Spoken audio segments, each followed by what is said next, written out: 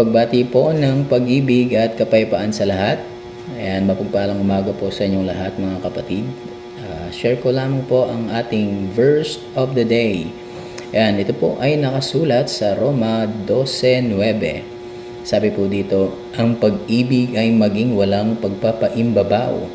Kaupuotan ninyo ang masama. Makisanib kayo sa mabuti. Yan, ibig sabihin po ng talata, dapat po yung pag-ibig po natin mula sa puso. Like walang kaplastikan, hindi lang po salita or daldal.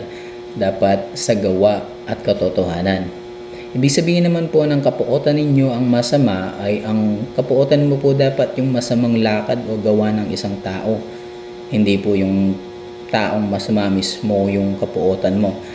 Dapat pa rin po nating ibigin ang lahat ng tao. Mabuti man ito o masama. Pakitaan pa rin natin ang awa at malasakit. Yan, ingatan nawa po sana tayong lahat at manatili nawa po ang pag-ibig at kapayapaan sa ating mga puso. Salamat po sa Diyos. Pag-ibig. Thank you for watching. Don't forget to CSR, comment, share, and react.